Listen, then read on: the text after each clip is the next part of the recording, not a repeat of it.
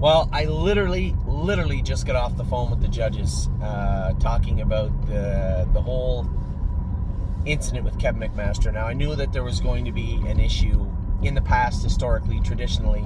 If a stable got a positive test, the horses would have to move off the grounds to if nothing more, and in most cases, a pacifying action for the optics of what was going on, to say, okay, a trainer at Tamiko got a positive test, got a medication violation. Those horses, to be cleared by the judges, would have to move to a different location. But their pacifying action and their rules are not quite as severe as what we took place. I made it very clear when we hired everybody, Kevin, Jason, Harry, Mario, that if they did anything by accident or on purpose that cast a shadow on the integrity of horse racing, or what we've tried so hard to build for you, for us, for the industry, then we would treat it as a zero tolerance policy. And we've had, we get the nicest clients. You went from, what happened with Kevin, and is Kevin a cheater, and what is going on, to hearing what I had to say about it, taking it all in, making your own decisions, many of you doing your own investigating online, and then coming back and saying, I believe Kevin, and can Kevin come back? Great people with big hearts, and I appreciate everything you do, especially the loyalty both to myself and now and Kevin. But when it comes to the stable, this is much more than Kevin making a mistake. This is an offense, nonetheless, and one that I said I wouldn't tolerate, and I can't. So, I wish Kevin all the luck in the world, all the good in the world. I like Kevin. He's a good guy. He takes his job seriously. I believe he made a mistake. Whether he knew he was or not, that's the nature of accidents and mistakes, and we just simply can't have it. Can't condone it. So, when it comes to that, our chapter with Kevin has come to an end, and I do wish him, all the best. But at the same time, we have to move forward together as best we can, right? I can tell everybody it's an accident, and we can walk around with our heads held high saying, hey, these things happen. But at the end of the day, it does hurt a little bit, right?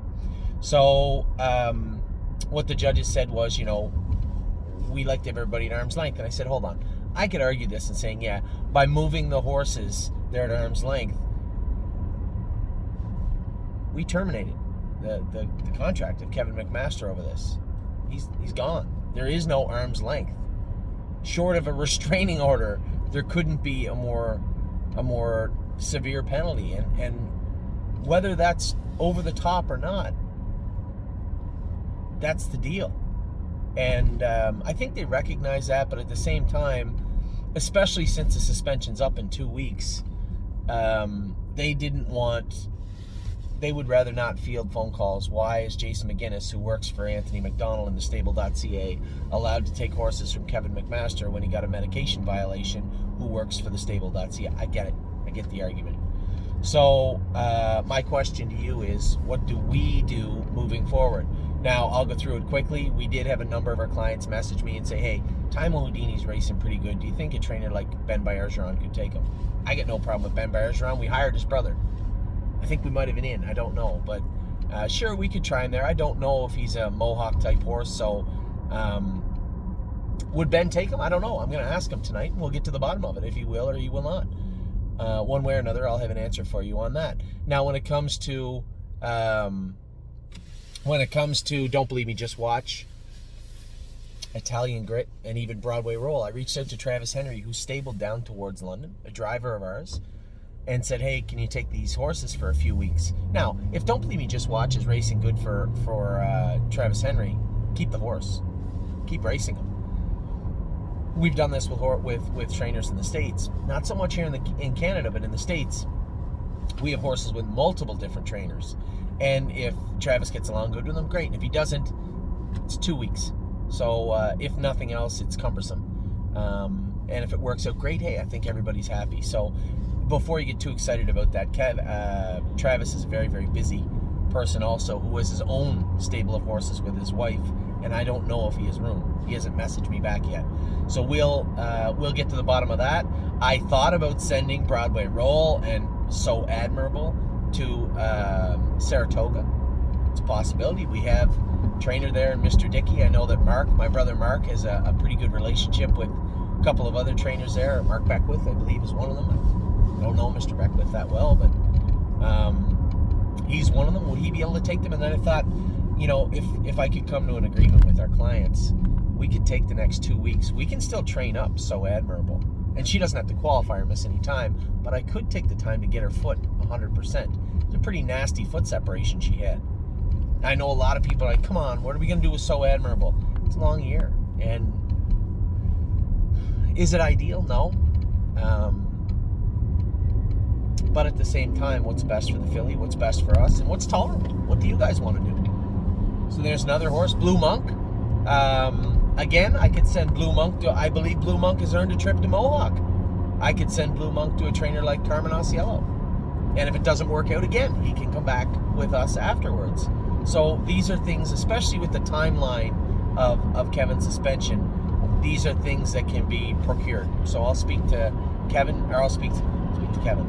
I'll speak to Carmen tonight about, I don't think your car is near loud enough. What? Why do people do that? I'll speak to Carmen tonight about potentially taking Blue Monk. I'll speak to Ben Bergeron about Timo Houdini, and I've already been inundated with people saying, what about this trainer, what about that trainer? For the most part, we're going to move them close to home. I mean, Travis Henry is, although he doesn't work for the stable, he drives for the stable. I've had horses with Travis before. In fact, Travis Henry already trained a horse for the stable a couple of years ago. You guys may or may not remember. I forget the name of the horse, but he did have him for a couple of weeks. So there's 7 horses in question. I know I'm going to forget one of them. Blue Monk, I'm thinking of Carmen Auciello potentially, at least for 2-3 weeks. If he gets along with him, great. Timo Houdini, potentially Ben Bergeron. That's 2. So Admirable, I would like to rest her for the next 3 weeks. So the 12th of, I guess it's not quite, yeah, it's 3, no, it's just over 2 weeks. So Admirable, I would like to race as soon as we could after the 12th. I would like to take the time, train her up, and have her tight and ready to go for when she's able to go. And at that point, I believe her foot will be close to 100%. If you'll afford me the patience to do that, please. So that leaves us with So Admirable, Italian Grit, Don't Believe Me, Just Watch. Or 3 of them. Donato was the other one we'll talk about. I'll talk to Tim about him. But when it comes to the other 3, I've asked Travis if he can take them. So if he agrees, if I talk to these gentlemen tonight and they agree, theoretically we could get the paperwork in right away. I could call Judge McKay and see if we can get this fast track so that we can enter these horses next week.